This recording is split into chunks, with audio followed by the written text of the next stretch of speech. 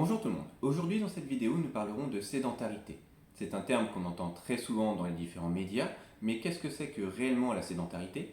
Qu'est-ce que l'on risque à être dans ce cas-là? Et aussi comment en sortir? Donc on va essayer de répondre à ces trois questions au travers de cette vidéo. Donc pour commencer, une définition de l'OMS.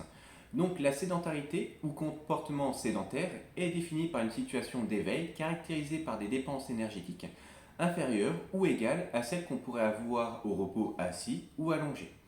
Donc on parle ici bien sûr de la phase d'éveil, c'est-à-dire on exclut le temps de sommeil qui est prévu finalement sur la journée.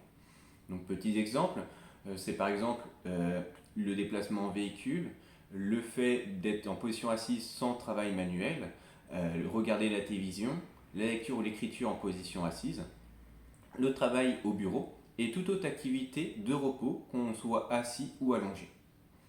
Donc en 2008, une étude mondiale a été faite justement sur la sédentarité et a révélé que 31% des adultes et plus de 15 ans étaient considérés comme sédentaires, avec une dominance chez la femme, 34%, et chez l'homme, on était à 28%.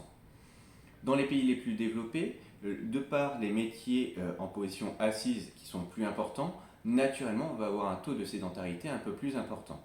Notamment en France, on compterait 5 personnes sur 10, donc la moitié des personnes, qui seraient sédentaires en 2018. Et aujourd'hui, avec les différents confinements et les mauvaises habitudes qu'on a pu prendre justement durant ces périodes-là, eh bien, je pense que le chiffre a dû exploser. Donc, on va s'intéresser maintenant aux effets de la sédentarité. Eh bien, le premier effet qu'on constate, c'est que ça aura un impact sur le cœur. Et le cœur étant un muscle, il doit être entraîné et développé pour continuer à bien fonctionner sur le long terme. Afin d'y parvenir, il faut le pousser au-delà de sa fréquence de repos sur des périodes d'au minimum 45 minutes consécutifs pour avoir un minimum d'effet. Dans le cas contraire, le cœur, lui, va s'affaiblir avec le temps et doit monter un petit peu dans les tours pour toujours répondre aux besoins du corps, et notamment lorsque l'intensité augmente très légèrement, notamment quand vous montez une petite côte ou bien que vous montez quelques marches. Et si jamais vous sentez un petit essoufflement, vous sentez le cœur s'accélérer sur ce type d'effort, c'est que votre cœur n'est pas à 100% de ses capacités théoriques et qu'un peu d'activité physique pourrait justement vous éviter de ressentir ces sensations-là. On constate aussi chez les personnes sédentaires une baisse de l'irrigation sanguine de certains territoires, notamment au niveau des articulations, de la masse musculaire et de la masse graisseuse qui sont beaucoup moins utilisées que par exemple chez un sportif, et des territoires périphériques comme les mains, les doigts de pied, etc. Ce qui occasionne des dégradations, des dysfonctionnements parfois, et contribue à réduire nos capacités immunitaires du fait de la mauvaise circulation sanguine sur l'ensemble de notre corps.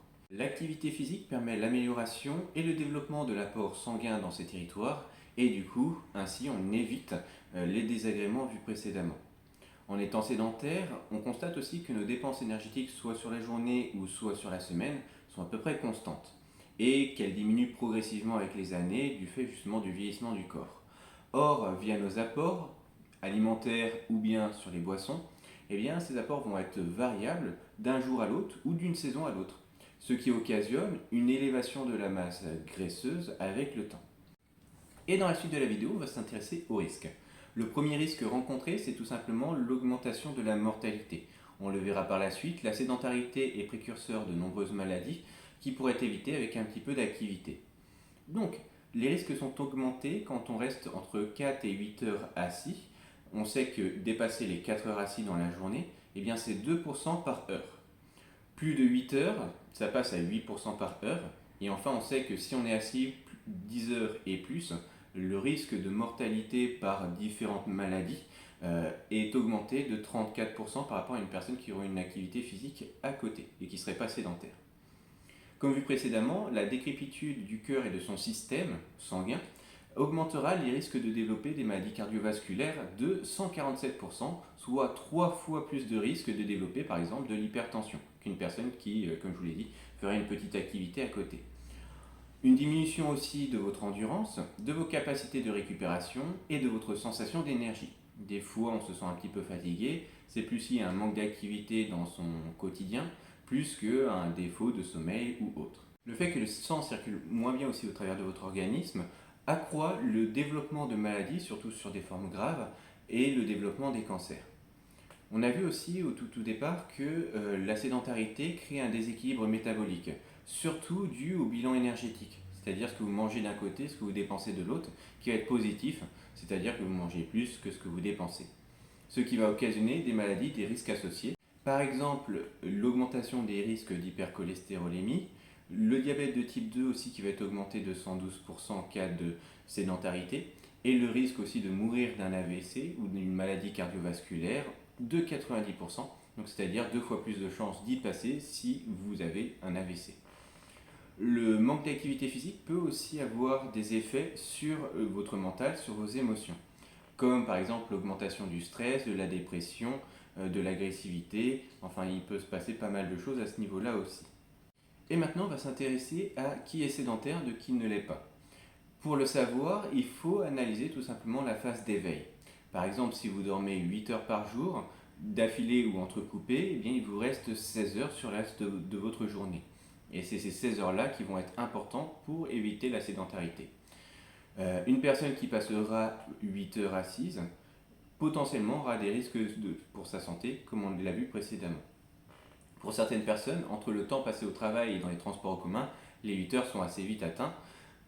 Dans ce cas-là, il est plutôt conseillé justement de contrebalancer avec des activités sportives ou non sur le reste de la journée. Par exemple, en privilégiant la station debout, en multipliant les activités comme manger, faire le ménage, faire les devoirs, le jardinage, le bricolage, créant ainsi du mouvement, que ce soit quand vous changez d'activité, si vous faites justement des courts laps de temps, ou bien sur l'activité en elle-même qui va être un peu plus active.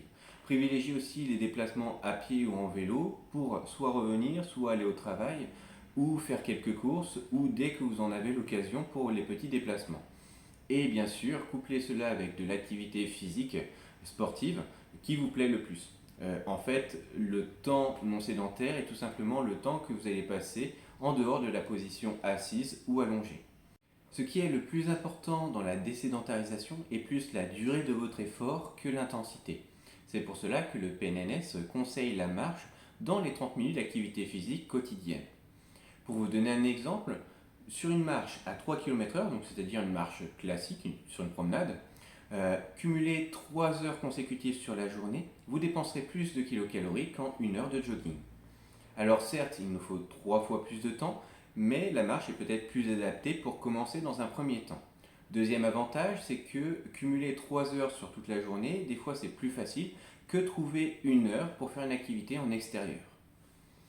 Dans le cadre de mes coachings d'ailleurs, c'est ce que je conseille aux personnes, de se déplacer au maximum, de se lever pendant ou après son travail, plus que de les obliger à faire 1 heure 3 fois par semaine de course à pied. Avec le temps, la vision, la relation par rapport au sport va changer et on viendra peut-être par la suite vers un format un petit peu plus sportif. Pour comprendre justement cette notion, je vous renvoie vers la vidéo concernant les habitudes que je vous mettrai en description. Mais le plus important dans le cadre de la sédentarité est l'activité.